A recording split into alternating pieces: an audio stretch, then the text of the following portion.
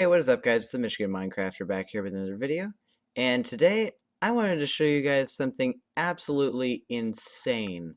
So, what I'm about to show you is a little map by the same guy who helped create Missile Wars with Seth Bling.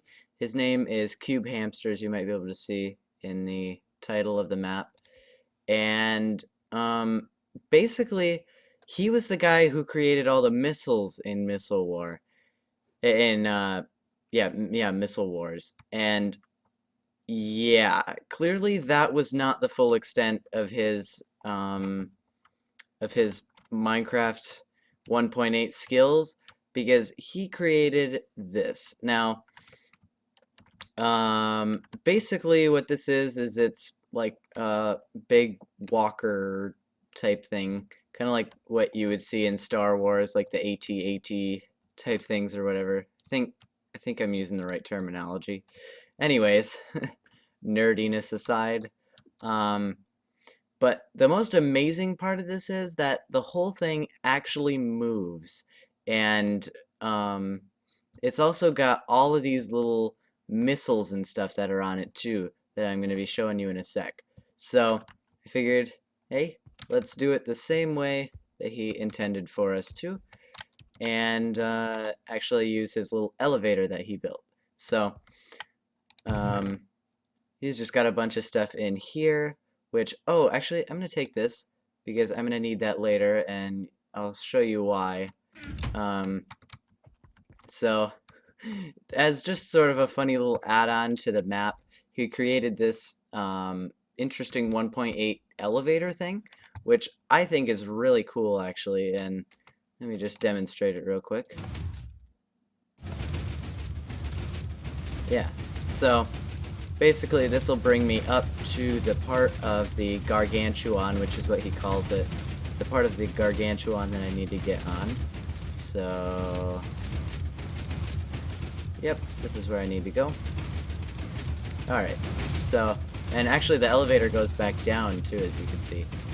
But, so, now that I'm up here, he's actually created paths throughout the whole thing that you can walk on if you're in survival mode. But I won't bother going into survival mode right now because it's just going to make it more complicated than it needs to be. And as you can see, things are already pretty complicated. So, he's got all these little paths going throughout the whole thing, if I can manage to not slur my words today. And the place that I need to go is the cockpit, so let me just get up there real quick. Down here. And, I mean, you don't necessarily have to stick to the paths, obviously, but it does make it a little easier to not fall off. So this up here is the cockpit, and I can just sit down right here in this boat, and then, now, I'm going to show you guys how this whole thing moves. So prepare for a little bit of lag incoming. Boom. And it takes a second. Boom! Now the whole thing is moving. It is absolutely insane. And let me just get out of the cockpit seat real quick so I can actually show you guys what this thing looks like when it's moving. It's crazy. And part of what I really like is how he made these legs work too. Like, it looks like an actual giant creature type thing that's like stepping and stuff. I mean, obviously, to those of you who aren't super familiar with Minecraft and the redstone physics involved in it, this might not be all that impressive, but honestly, it really is, because this kind of stuff was never possible with the kind of past redstone physics that were in the game.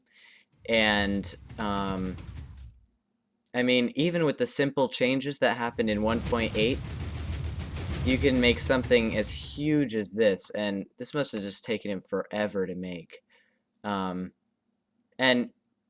as you might be able to guess, there are some patterns in here that are just repeated over and over again in order to turn into one big, huge operating system.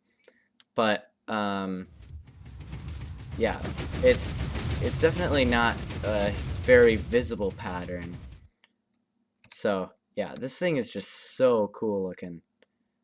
And obviously, as you can tell, he's pretty slow, but hey, what are you gonna do? I mean, look at how big it is. It's just crazy.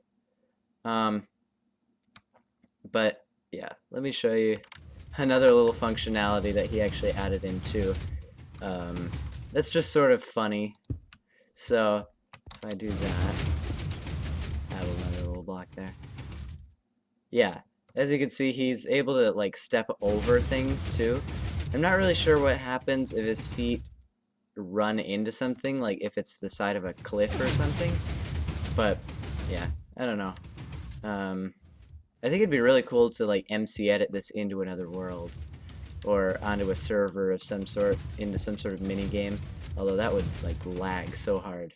But anyway, off of that tangent, I digress. But anyway,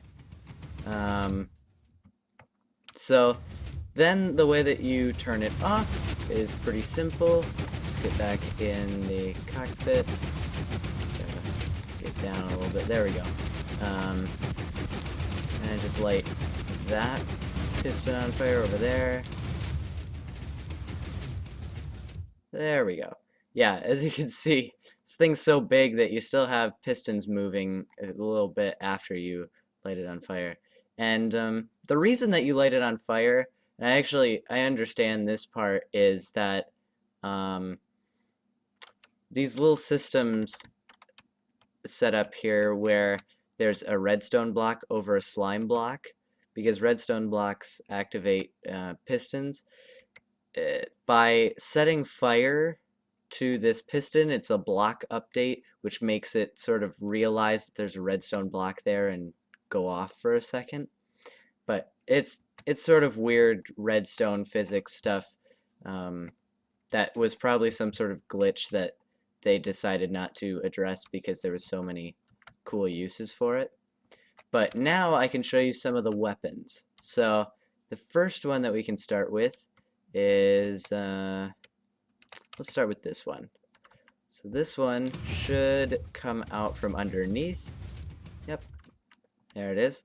And you actually can't fire any of these missiles while you're moving, just because of how the moving pistons that are required to make the missile launch would, I think they would get mixed up with the pistons that are moving to try and make the whole thing move, and it would just cause issues. But yeah, so can do that at the same time, but it's not that big of a deal. So this is, you may recognize this from Missile Wars, if you actually got sight of many of them. I cannot talk today. I know I say that in every recording, but I really can't. You may recognize this from the little snippets that you saw from my first Missile Wars recording, because I know that wasn't very long, so you may or may not have seen this, but this is one of the missiles that is in Missile Wars, and if I light any part of it on fire, or, there we go, at least any of the TNT on fire. Oh, nope, that one dropped. There we go. And boom. Yeah, so that missile blows up, obviously. And yeah, we actually got pretty far away from the Gargantuan before that blew up. But yeah, I mean, if he could figure out how to get the missiles to launch while it's moving, that would be super cool. And obviously it would work because the missiles are a lot faster than the machine itself. But what are you gonna do? So let's see. What else can we launch? We can launch these. Wait, oh no, that's the stop button. It's so hard to keep track of the controls on this. I actually had to go and watch the tutorial again by him on YouTube, and I guess I'll link that in the description below if you guys want to check out the map and watch the tutorial and everything, and definitely go subscribe to him because he makes stuff like this all the time. He makes all sorts of cool stuff, so definitely go subscribe to him. But yeah, so this is another type of missile, and this one's actually automatic. And watch what happens when this redstone goes into this missile, because it's actually a really cool process. So Alright, almost there. Just gonna go into there. And boom. Perfect. And then it leaves that nice big crater below it. And obviously, this is just gonna go off into nowhere, so I'll just destroy it so that it's not causing me lag or whatever. 'Cause stuff that goes on infinitely in Minecraft tends to have an effect on your performance. There we go.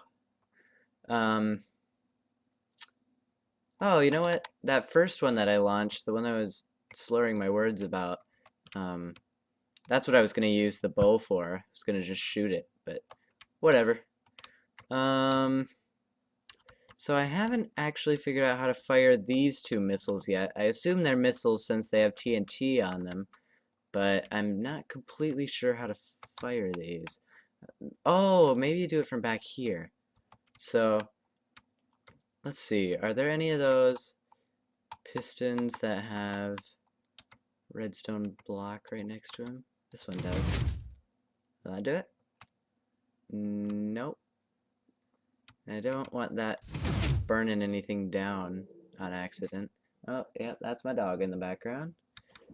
Always has to freak out about something. Let's see. Maybe this one? Not do anything?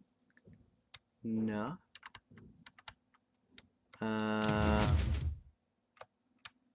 Yeah. So it's actually it's really hard to figure out which ones actually move on your own. I would definitely suggest checking out the tutorial if you download the map, because it's really hard to figure this stuff out by yourself. But yeah. Yeah. So these missiles are basically just the same kind as are in Missile Wars. I don't remember what the exact names are, but they're both the same kind, and I think they're like the really fast ones. Not totally sure. But yeah, you guys can check that out on your own if you want. And then over here is another really cool thing. And as Cubehamster mentions in the tutorial, this is actually meant for 3 people, which is why there are 3 boats. One for the cockpit, one for this little side thing, and one on this side. But yeah, so from this cockpit you can control this thing. I think that's the one I need to hit.